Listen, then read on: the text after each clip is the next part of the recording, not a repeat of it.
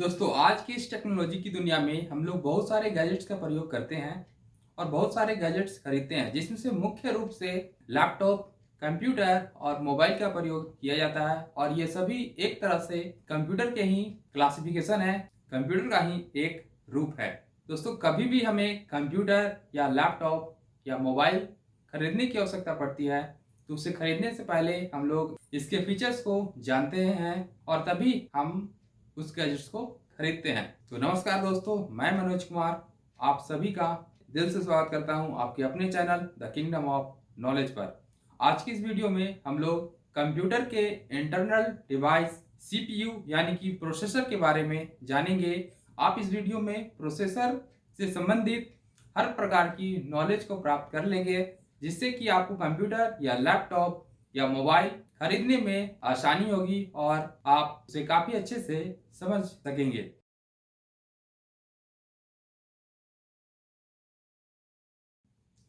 दोस्तों, कंप्यूटर का जो मेन पार्ट्स होता है, जो प्रोसेस करने का कार्य करता है, उसे प्रोसेसर कहते हैं। और इसी प्रोसेसर का दूसरा नाम है सीपीयू। सीपीयू का फुल फॉर्म होता है सेंट्रल प्रोसेसिंग यूनिट और इसे हिंदी में केंद्रीय संसाधन इकाई कहते हैं। सीपीयू को कंप्यूटर के दिमाग के नाम से भी जाना जाता है, क्योंकि जिस तरह से हमारा दिमाग हमारे शरीर के सभी अंगों को, सभी पार्ट्स को नियंत्रित करने का कार्य करता है, उसी तरह से कंप्यूटर को और कंप्यूटर के सभी पार्ट्स को नियंत्रित करने का कार्य, उसे दिशा निर्देश देने का कार्य प्रोसेसर करता है। और इसी कारण से इसे माइंड ऑफ कंप्यूटर कहते हैं। सीपीयू कंप्यूटर का एक मुख्य भाग होता है। दोस्तों, हमारा सीपीयू का मतलब इस वाले सीपीयू से नहीं है। हमारा सीपीयू का मतलब इस छोटे से हार्डवेयर चिप से है, जो इस बड़े वाले सीपीयू के अंदर लगा हुआ होता है। और इसी के कारण इस बड़े वाले पार्ट्स को भी हम लोग सीपीयू कहते हैं। और इसके अंदर में जितने भी पार्ट्स लगे हुए होते हैं, ये सभी इंटरनल हार्डवेयर कहलाते हैं। दोस्तों, मेरे पास एक सीपीयू चिप है, जिसे मैं आप लोगों को दिखाता हूँ। इस तरह का सीपीयू होता है। इसके सारे फीचर्स इस पार्ट्स में लिखे हुए होते हैं। यह जो आपका सीपीयू मैं दिखा रहा हूँ, यह डुअल कोर प्रोसेसर है और 3.00 गीगाहर्ट्ज का यह स्पीड प्रदान करेगा। तो इस तरह के ही प्रोसेसर होते हैं जो सीपीयू के अंदर, जो बड़े वाले कैबिनेट वाले सीपीयू के अंदर मदरबोर्ड में लगे हुए होते हैं। और इसके ऊपर एक कूलिंग जेल लगाकर एसी का प्रयोग किया जाता है। जो हमारा एक फैन आप देखते होंगे सीपीयू में लगा हुआ, वह इसी के ऊपर लगा हुआ होता है। यह जो चिप है या यह जो प्रोसेसर है, यह बड़े ही काम का प्रोसेसर है।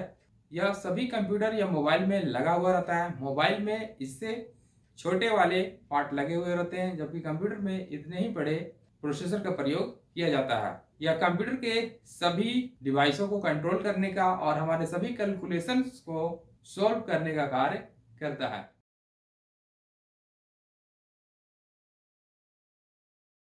सीपीयू किसी भी कंप्यूटर सिस्टम का दिमाग होता है और इसलिए सीपीयू को कंप्यूटर का दिमाग भी कहते हैं। सीपीयू कंप्यूटर के प्रोसेसिंग यूनिट के अंतर्गत आता है। यह एक प्रकार का चिप होता है जो सीपीयू के सभी यूनिट्स को नियंत्रित करता है। जिस प्रकार हमारे शरीर के सभी प्रमुख निर्णय हमारे दिमाग के द्वारा लिया जाता है और हमारे दिमाग के आदेशानुसार ही शरीर के सभी अंग काम करते हैं तथा नियंत्रित होते हैं, उसी प्रकार कंप्यूटर में सभी महत्वपूर्ण कार्य सीपीयू के द्वारा किया जाता है तथा कंप्यूटर के सभी इकाइयों को संचालित और नियंत्रित करने की जिम्मेवारी भी सीपीयू की रहती है। इसलिए सीपीयू को कंप्यूटर का दिमाग कहते हैं। दोस्तों, सीपीयू के क्या क्या कार्य होते हैं उसे भी समझते हैं। सीपीयू का मुख्य कार्य दिए गए निर्देशों का स्वीकार करना, उस पर आवश्यक एक्शन लेना और गणना करने के साथ साथ अन्य इकाइयों को कमांड देना और नियंत्रण रखना होता है। इसलिए इसे सीपीयू यानी कि सेंट्रल प्रोसेसिंग यूनिट या प्रोसेसर कहते हैं। दोस्तों, प्रोसेसर शब्द प्रोसेसिंग और कंट्रोलिंग शब्द का एक मिश्रण है। प्रोसेसर एक इलेक्ट्रॉनिक सर्किट से बना हुआ कंप्यूटर का एक हार्डवेयर चिप है जिसके अंदर दो तरह के यूनिट ALU यानी कि अर्थमेटिक लॉजिक यूनिट और CU यानी कि कंट्रोल यूनिट रहते हैं, जिसकी सहायता से यह एक्शन लेता है और अपने सभी यूनिट्स पर नियंत्रण रखता है। प्रोसेसर का दूसरा कार्य होता है ट्रांसलेट करना, अर्थात प्रोसेसर हमारे और कंप्यूटर के बीच ट्रांसलेटर का कार्य करता है, एक तरह का कोऑर्डिनेटर का कार्य करता है। यह कंप्यूटर के हार्डवेयर और सॉफ्टवेयर के बीच होने वाले गतिविधियों को समझता है, तब जाकर हमारे द्वारा दिए गए कमांड को यह समझ पाता है तथा उस पर कार्य करता है। जब तक कंप्यूटर हमारे दिए गए कमांड को ही नहीं समझ पाएगा, तब तक हम कंप्यूटर पर कार्य नहीं कर सकते। चलिए इसे एक उदाहरण के साथ समझते हैं। जैसे मैं साउथ इंडिया गया और वहाँ के लोगों से बात करने की कोशिश की, परंतु हम बात नहीं कर सके क्योंकि मुझे हिंदी भाषा आती थी और वहाँ के लोगों को तमिल आती थी। ऐसे में हमें एक ऐसे व्यक्ति को खोजना पड़ा जिसे हिंदी और तमिल दोनों भाषा का ज्ञान हो और जो हमारे बीच कम्युनिकेशन करने का एक जरिया बन सके। उसी प्रकार से हमारे और कंप्यूटर के बीच का माध्यम प्रोसेसर है, जो कंप्यूटर को हमारे कमांड समझाता है और कंप्यूटर वही कार्य करता है जो हम उसे कीबोर्ड या माउस की सहायता से निर्देश देते हैं। चलिए अब समझते हैं कि CPU कैसे कार्य करता है।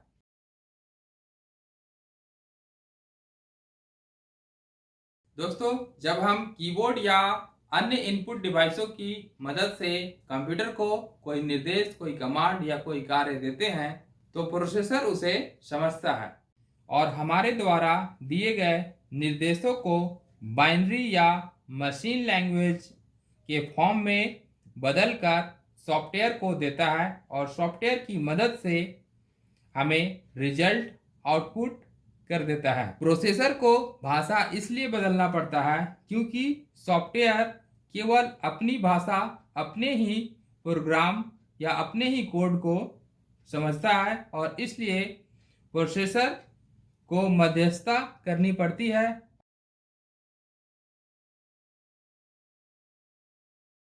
CPU का आविष्कार 1960 से 70 के दशक में हुआ था। विश्व का पहला CPU इंटेल कंपनी के द्वारा बनाया गया था। इसे इंटेल कंपनी में 3 इंटेल इंजीनियर्स ने मिलकर बनाया था, जिनका नाम फेडरिको फैगिन, टेड हॉक और स्टैन मेजोर था। इन तीनों के द्वारा ही फर्स्ट CPU इंटेल कंपनी में बनाया गया, जिसका नाम 4004 दिया गया, जिसे फर्स्ट जनरेशन CPU भी कहा जाता है। दोस्तों, CPU में आप लोग कोर के बारे में भी पढ़े होंगे। हर एक CPU में कुछ कोर होते हैं। अब चलिए समझते हैं कि यह कोर क्या होता है, CPU के अंदर यह कोर क्या कार्य करता है और यह कितने प्रकार का होता है।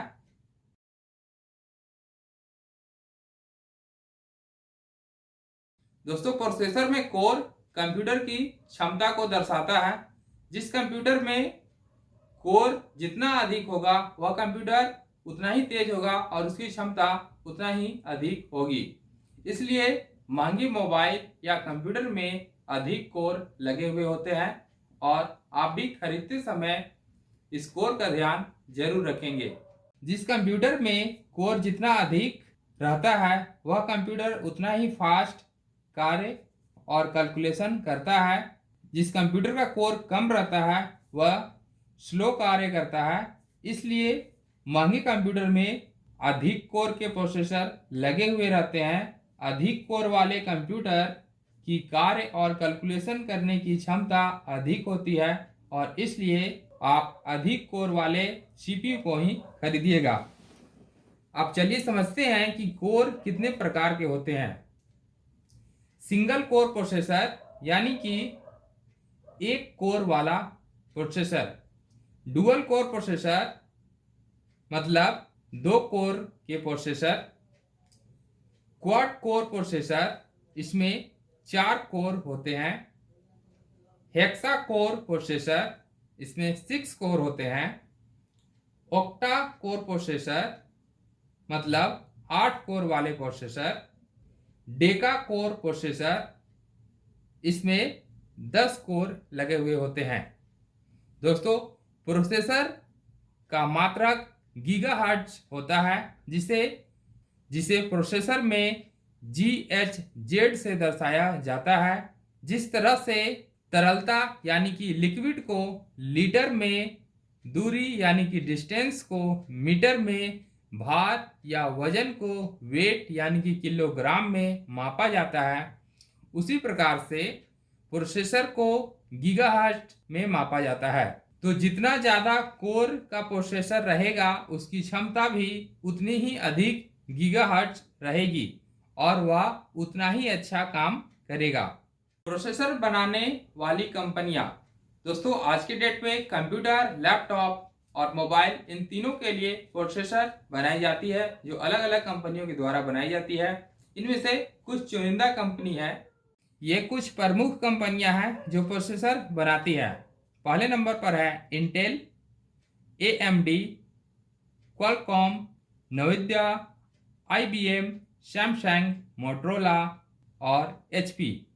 इसके अलावे भी बहुत सारी कंपनियां हैं जो प्रोसेसर का निर्माण करती है, लेकिन इनमें से सबसे अच्छा प्रोसेसर इंटेल और AMD की होती है। और ये दोनों कंपनी के प्रोसेसर की डिमांड भी ज़्यादा होती है, क्योंकि ये दोनों कंपनी निरंतर अपने प्रोसेसर को बेहतर से बेहतर बनाने की कोशिश करती है। दोस्तों, कंप्यूटर में एक बिट भी होता है। आपने बहुत लोगों से सुना होगा कि आपका कंप्यूटर कितने बिट का है। तो ये बिट क्या होता है? कंप्यूटर में अधिकांश 32 बिट यानी कि 32 बिट्स और 64 बिट्स होते हैं। तो आप चलिए समझते हैं कि यह बिट्स क्या होते हैं।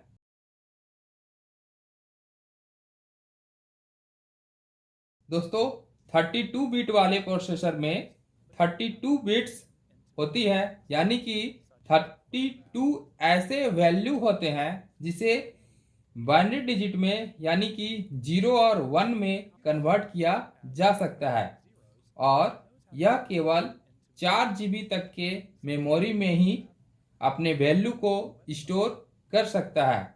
इसलिए वे सभी कंप्यूटर जिसका रैम 4 GB या इससे कम होता है, उसमें 32 बिट के प्रोसेसर यूज किए जाते हैं, और वह सभी कंप्यूटर 32 बिट्स के होते हैं। तो अब दोस्तों, यदि कोई आपसे पूछता है कि आपका कंप्यूटर कितने बिट का है, तो यदि आपका कंप्यूटर में रैम 4 GB या उससे कम का लगा हुआ है, तो आप समझ जाइएगा कि वह 32 बिट का है, और आप उन्हें बता सकते हैं कि हमारा कंप्यूटर 32 बिट्स का है। 32 बिट के प्रोसेसर पर फर्स्ट एक्सपेरिमेंट 1948 में प्रोफेसर MHA न्यूमैन और उनके वैज्ञानिकों के द्वारा किया गया था। अब चलिए समझते हैं 64 बिट्स के प्रोसेसर 32 बिट के प्रोसेसर से कैसे भिन्न है। 64 बिट वाले प्रोसेसर 4 GB से अधिक के रैम वाले होते हैं, अर्थात 64 बिट वाले प्रोसेसर का उपयोग 4 GB से अधिक रैम वाले कंप्यूटर में होता है। इसकी स्पीड और स्टोर करने की क्षमता अधिक होती है, और यह 16 बिलियन गीगाबाइट तक का वैल्यू को स्टोर कर सकता है। 64 बिट का प्रोसेसर सबसे पहले AMD कंपनी ने 2003 में बनाया था, और इसके ठीक 10 साल बाद एप्पल ने 2013 में इस प्रोसेसर को बनाया है। वर्तमान में आपको 32 और 64 बिट के साथ maximum generation processor Deka core के साथ अवेलेबल है। दोस्तों, इस वीडियो को बनाने में हमें काफी मेहनत लगी है, और आप सभी को चैनल पर और अपने वीडियो के माध्यम से किसी भी चीज की पूरी जानकारी देने की कोशिश करते हैं। तो आपको हमारा यह वीडियो अच्छा लगा तो आप शेयर, सब्सक्राइब और लाइक जरूर करें। आज के लिए इतना ही, फिर मिलते हैं नेक्स्ट वीडियो में। तब तक के लिए जय हिंद, जय भारत।